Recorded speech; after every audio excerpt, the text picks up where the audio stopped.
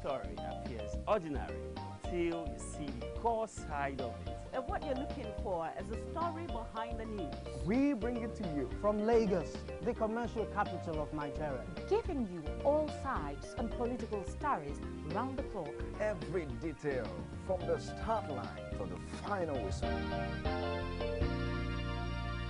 CoreTV News, expanding your view.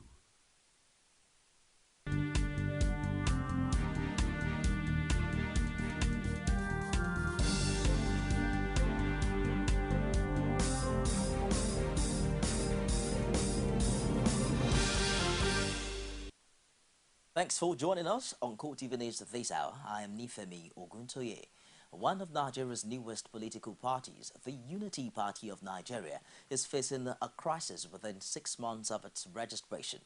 The turmoil in the party led to a rowdy session at its National Executive Committee meeting, presided over by the National Chairman, Frederick Fashil.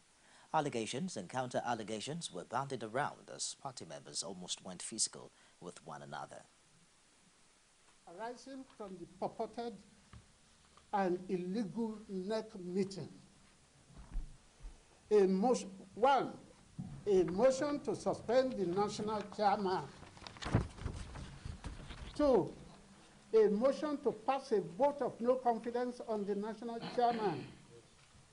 3, the declaration of an acting national chairman.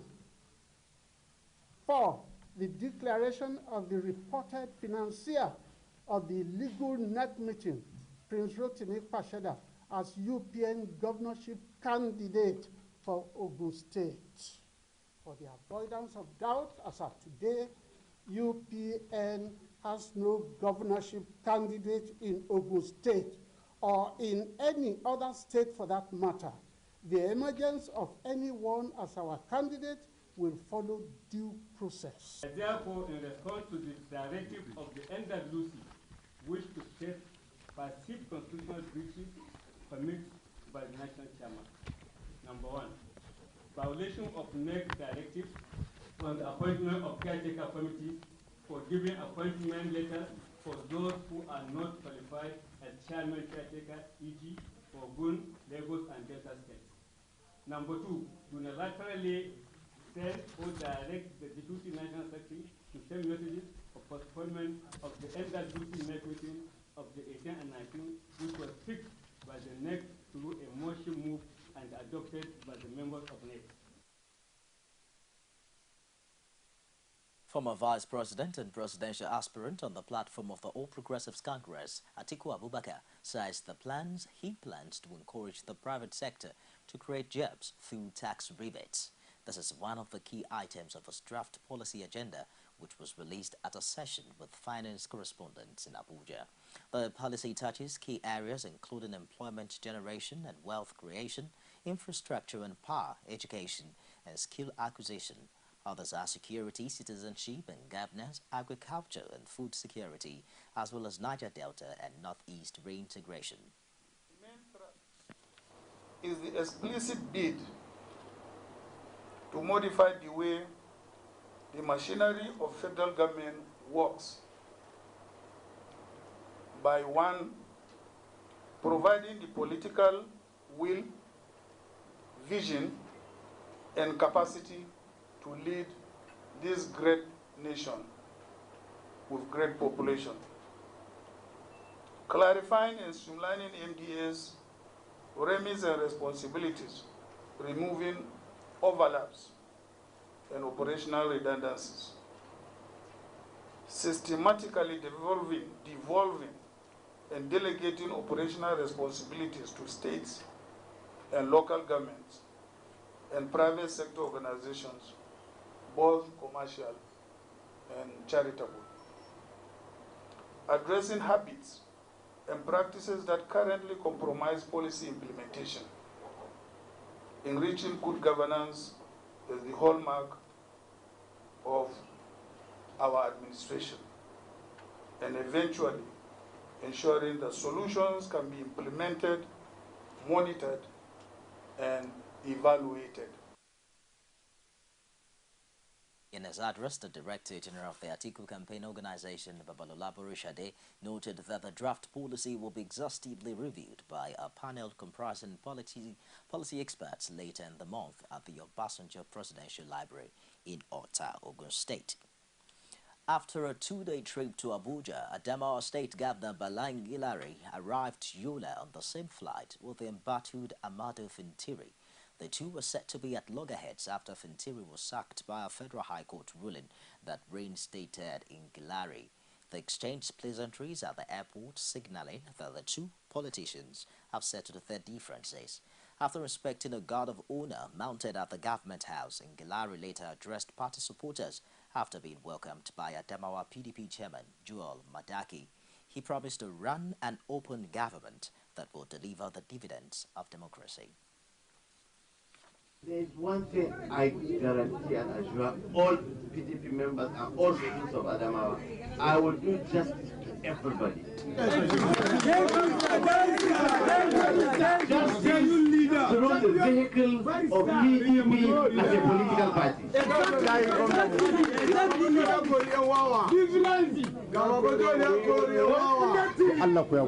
To ameliorate the difficulties that our people are suffering, our youth, our women will have to give them the price that they deserve. I further appeal to the PDP members that have defected to other political parties to return. And use this opportunity to appeal to all PDP members who, for one reason or the other, have moved on temporarily to other parties to come back home. We want to guarantee them there will be justice, equity, and fairness in this government.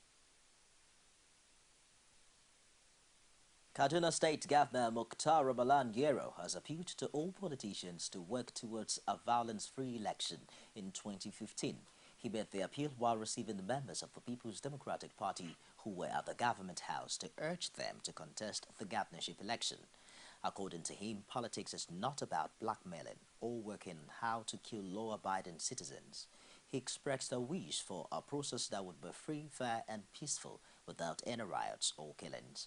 Earlier, the chairman of the team, who also is the Commissioner of Finance, Somalia Aliyu, hailed the governor for his effort in bringing what he described as lasting peace to the state. The delegation comprised commissioners, council chairmen, and other political leaders who have signed up to push for Governor Yero as PDP's sole candidate in 2015. Abuja indigents under the umbrella of the Regional Inhabitants Development Association have accused supporters of FCT minister of playing politics with their socio-economic demands. The group also maintained that some of the projects, including land swap and the Centenary project touted as landmark achievements, were aimed at short-changing Abuja natives. It added in a statement issued in Abuja that the people behind a recent rally urging the Minister of the Federal Capital Territory not to leave to pursue his alleged governorship ambition in Bauchi State are sycophants. The umbrella body of original Abuja indigents insists that the natives have not benefited much from the incumbent FCT minister in spite of his long tenure compared to others like Jeremiah Hussaini and Nasir El-Rufai. Meanwhile, the man who led the recent rally in support of the FCT minister, however, insists that he enjoyed the backing of 80% of Abuja indigents. Danjuma Busa told CoreTV News that the group which embarked on a recent citywide rally is a coalition of smaller community-based associations of Abuja indigents. He maintained that it was not a sponsored PR campaign and argued that the administration of FCT Minister Bala Mohammed is the best since the establishment of the Federal Capital Territory. Is why I'm fully committed to encouraging this administration is because of the step he has taken. You know what I'm saying? So it's not because of anything. This man is doing it together with carrying us along. The past administration, you know what I'm saying, when they will start something, I don't know that it will fail. It has never worked. The issue of resettlement and compensation has never worked. If I do his tenure, I remember why we have the one Galui was all those when they wanted to relocate some of the communities. Did it work? No. When you go to those places, you even go and see the building, type of buildings. They will even say this is a quarry. There will be one small hut like this. Huh? Rip has done everything for us. But we have seen that whatever step that he's taking, he's getting us involved. He's carrying us along. Of course, even if he ends this tenure, that does not mean that he's going to solve all our problems. But you see, he's leaving a legacy that has never been left before.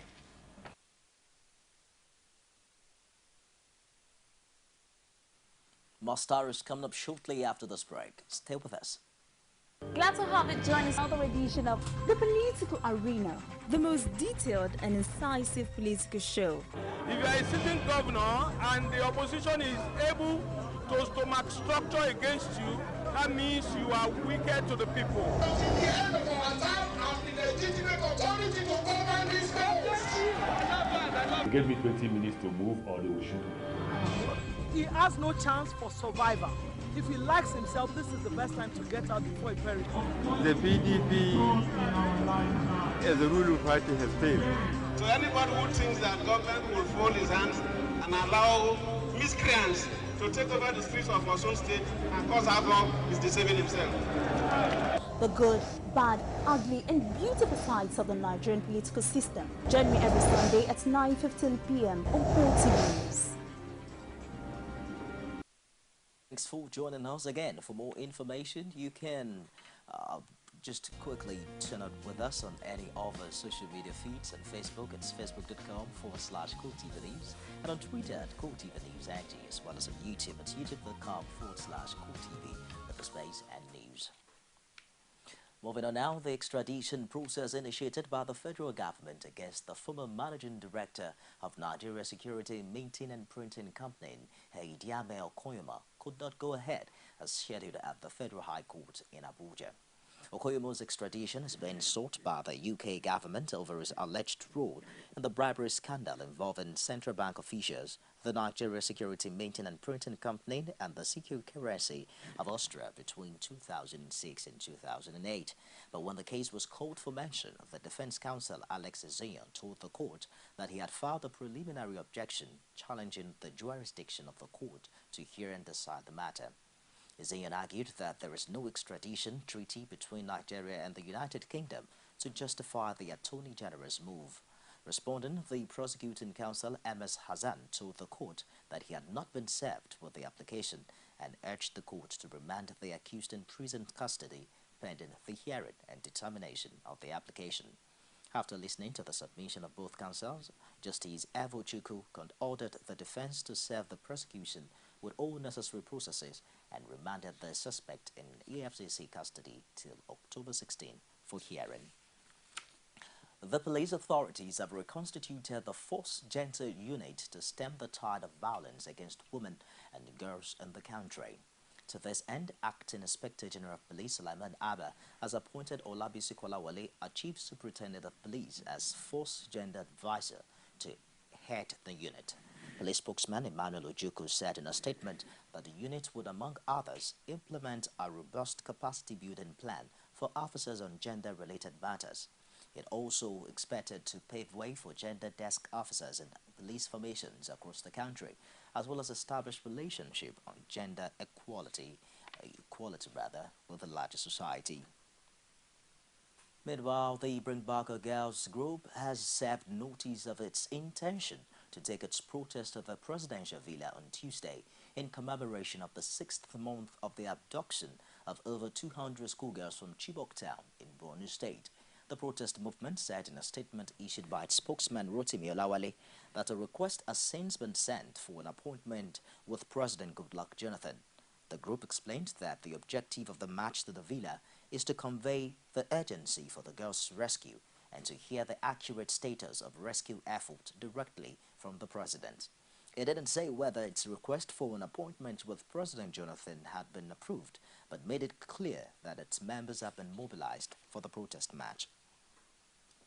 The World Health Organization has certified 3 local drug manufacturers to produce globally accepted medicines for malaria and HIV/AIDS. Health Minister Oyeboji Chukwu disclosed this at a news conference in Abuja. He added that this now brings to 4 the number of Nigerian companies that have now met WHO standard in drug production. Nigeria now has 4 pharmaceutical companies that have gained the World Health Organization Good Manufacturing Practice Certification, the GMP. And I understand they are also the only 4 pharmaceutical companies in the whole of West Africa that have done so. Therefore, Nigeria has now joined the rest of the global community in this regard. The world awaits that products such as Artemether lumefantrine combination tablets for malaria, for instance, lamivudine tablets for HIV/AIDS, levofloxacin tablets that are used for infections including tuberculosis, zinc sulfate tablets for the treatment of diarrhea, fluconazole injections, as well as ciprofloxacin tablets, just to cite some examples. All these being manufactured here in Nigeria. The United Nations says there are 1 billion people living in slums across the world. A World Bank study shows that Lagos State had 42 slum communities in the year 2000. This was the submission of UN officials at the 2014 World Habitat Day celebration in Abuja. As part of the Millennium Development Goals, the United Nations has pledged to improve the lives of 100 million slum dwellers by the year 2020. Paul Samuel has more. The World Habitat Day was first celebrated in 1986 after the UN passed a resolution on issues of shelter and human habitat. Now, the Nigerian government say it is committed to improving the living conditions of people living in the slums. But it is also worried that slums coexist with well-planned areas within the cities. There is no better way to fully establish the living conditions in the slums than to hear from the slum residents themselves. It is our hope that collectively we will establish a vibrant platform to give a voice to this growing segment of our communities. It is through such conversations that decision makers would be better able to come up with policy interventions to mitigate the adverse effects of the slum challenge. The task of managing human settlements is no doubt huge. The UN has its own concerns too on the neglect of slums in Africa. It wants governments on the continent to provide adequate and affordable housing for the citizenry. The goal is to raise awareness of life conditions in some areas of the planet, which are crowded with inadequate housing, poor or no water and sanitation facilities, and no security of tenure.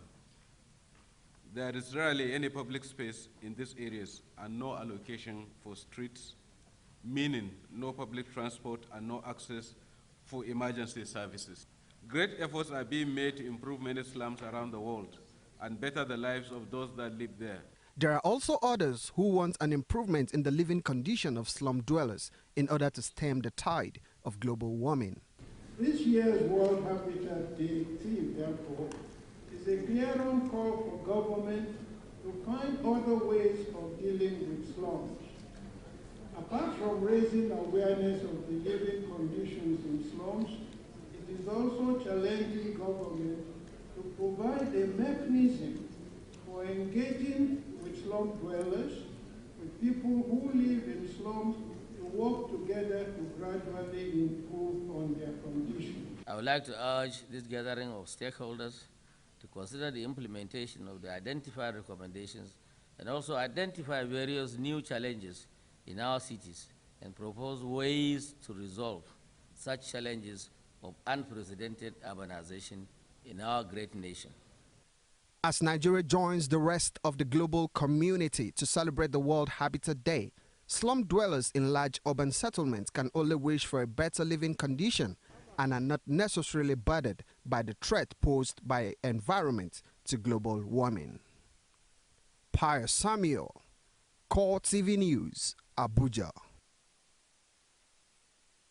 The Old Boys Association of Government College Ibadan has vowed to reclaim the lost glory of the school.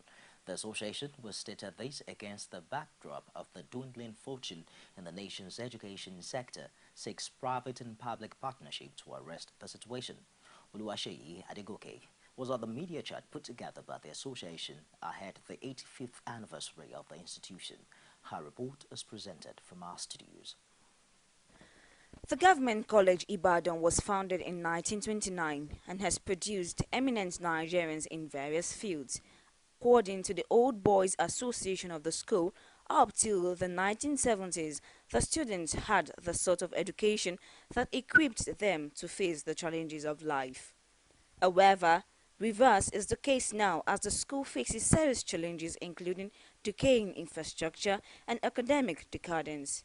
The national president of the Old Boys Association of the school, Biodun Jolaosho, says the association is ready to partner with the state government to restore the lost glory of the school. The Old Boys of Government College, Ibadan, are probably more passionate about their school than any other because of their pedigree. And I can tell you confidently that in the last 10 years, we have invested more than 150 million in the school in form of restoration. We appreciate the challenges facing our state government in Oyo State in terms of heavy demands on its meager resources. That is why the Old Boys are saying that the state alone cannot run or fund education. The Old Boys of Government College are ready to partner with government of the state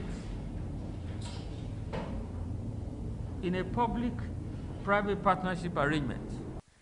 Jolaosho says it is only a reorientation that can change the drop in standards of education. We can only change things around if we have a new orientation. At the national level, you see, we're talking of Oyo State. It's not only Oyo State. Oyo State is even doing well. In spite of the 24th position, you go to some states, you'll be surprised what you have. You'll be surprised. Yeah, so this is education. I mean, some of us who have schooled abroad, here and abroad, I mean, you weep for Nigeria. So I think we need a new orientation to solving the problem. As the school marks its 85th anniversary, the Old Boys Association says restoring the lost glory of their alma mater is the main priority. Outside Nigeria now, as many as 180,000 people have fled fighting between Iraqi forces and Islamic State militants in and around the city of Heat in western Amba province, according to the UN. The civilians, many of whom were already displaced, have headed east towards the war-torn city of Ramadi. The UN says the refugees are in need of food, blankets and medical supplies. ISIS militants captured the Heat earlier this month in an advance across Amba that has alarmed Iraqi leaders. Analysts say seizing Amba would enable ISIS militants to establish a supply line to launch possible attacks on the Iraqi capital, Baghdad. The US-led coalition that is battling the militants has carried out airstrikes on the area around Heat. However, Iraqi security officials said on Monday that ISIS militants had overrun a military base the Iraqi army had abandoned west of the city. They took military vehicles, including tanks, and then set the camp ablaze. That wraps it this hour in CoreTV News. Join us again at the top of the hour for more stories. I am Nifemi Oguntoye.